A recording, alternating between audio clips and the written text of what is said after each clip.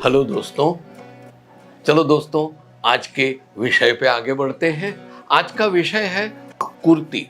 दोस्तों, केसरिया textile company के पास दो प्रकार की कुर्तियां उपलब्ध है। एक तो है ट्रेडिशनल और दूसरी है कुर्तियां ही है लेकिन वेस्टर्न फिटिंग से।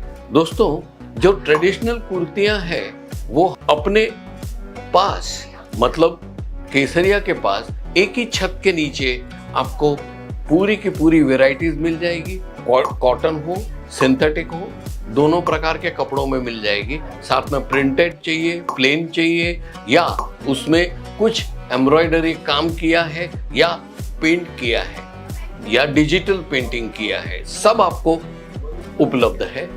साइजेस में मैं कहूँ तो ट्रेडिशनल में आपको एल से लेके डबल एक्सएल तक की कुर्तियां मिल जाएगी। अफसोस की बात यह है एस और एम ये दोनों साइज आजकल उपलब्ध नहीं है, स्टॉक में नहीं है, लेकिन प्रोसेस में है। आप 2 दिन में आओगे तब वो स्टॉक हाजिर होगा। अभी रेट्स की बात करें तो इसकी रेंज शुरू होती है ₹99 से ऊपर तक जाती है आपकी वैरायटीज के लिए। आपकी जैसी पसंद वैसा तकरीबन 750 रुपया तक की हाईएस्ट क्वालिटी है ट्रेडिशनल में। ये तो हुई ट्रेडिशनल की बात। कॉम्बो यानी कि वेस्टर्न फिटिंग की जो कुर्तियां हैं वो अनगिनत वैरायटीज में। दोस्तों, एक कॉम्बो का मतलब क्या है? एक ही कलर, एक ही पैटर्न, एक ही डिजाइन का 5 से 6 कुर्तियों का पैक होगा, लेकिन वो सब की साइजेस अलग अलग होगी। ये हो गई कॉम्बो। दोस्तों, वेस्टर्न फिटिंग की कुर्तियां आजकल की जनरेशन बहुत पसंद करती है। कपड़ा भी उत्तम होता है। दोस्तों, कॉम्बो में रेट्स की बात करूं तो इट स्टार्ट्स विथ 369 से लेके 2000 तक की है और साइजेस आपको एल से लेके डबल एक्सएल तक की साइजेस मिल जाएगी। साथ में दोस्तों यहाँ पे मैं बता दूं, इसके मैचिंग आपको बॉटम्स वेयर, साथ में लेगिंग्स भी, एंकल लेंथ, ये सब आपको मिल जाएगी। ये तो हुई कुर्तियां की बात। अभी बात करेंगे हम मोटिवेशन की। दोस्तों, आप एक दुकान चला रहे हो, धीरे धीरे 1.5-2 साल में आपने शोरूम भी कर दिया है और आपके हाथ के नीचे 10 से 15 सेल्समैन और स्टाफ काम करता है। बहुत खूब, मैं बहुत खुश हूं कि आप केसरिया के साथ जुड़ के एक मुकाम तक पहुंचे हो जो आपकी मंजिल की तरफ रास्ता जाता है। मंजिल नहीं है, मंजिल तो मैं कब खुश होऊंगा जब आप सबसे चोटी पे पहुंच जाओ और खुशनुमा रहे। खैर दोस्तों, बात ये कर रहा था कि आपके हाथ के नीचे 15-20 सेल्स पर्सन है, अकाउंट्स के हैं, एडमिन है, एचआर है, सब काम कर रहे हैं साथ में मिलके। उसमें फीमेल स्टाफ भी है, मेल स्टाफ भी है। आपको ये चीज का ध्यान रखना कि सबके साथ एक समान व्यवहार, वर्तन और पेश आना है। आप समझे ना? और पेश आने का मतलब क्या है? जिस तरीके से पेश आते हो सबको एक समान रखो।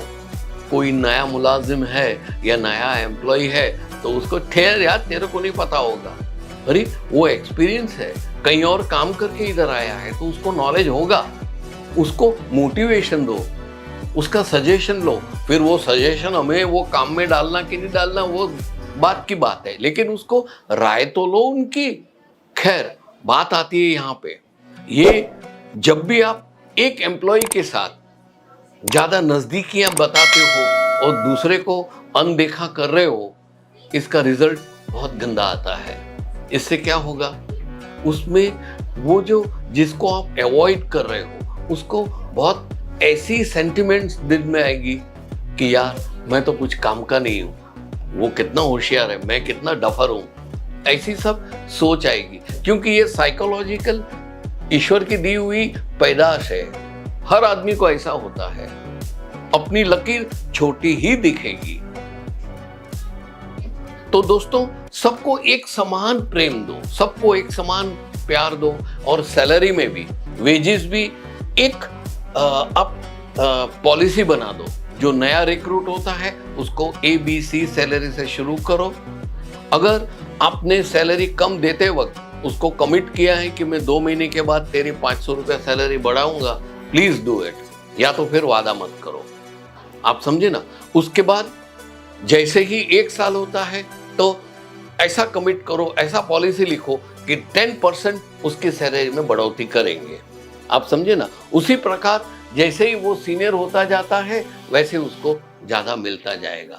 ऐसा नहीं कि 2 या 4 नए आदमी को रखा, एक को 15,000 दिया, एक को 12,000 दिया, एक को 17,000 दिया, एक को 10,000 दिया। ऐसा अलग अलग राशियां देने से क्या होगा, एक इंप्रेशन या मैसेज गलत जाता है। ये सब बताने का कारण ये है कि एक उदाहरण याद आया। एक माँ थी, उसको 5 बेटे थे। 5 बेटे। अभी माँ ऐसी चीज है कि सबको एक समान प्रेम देती है, जिसका नाम ही माँ है।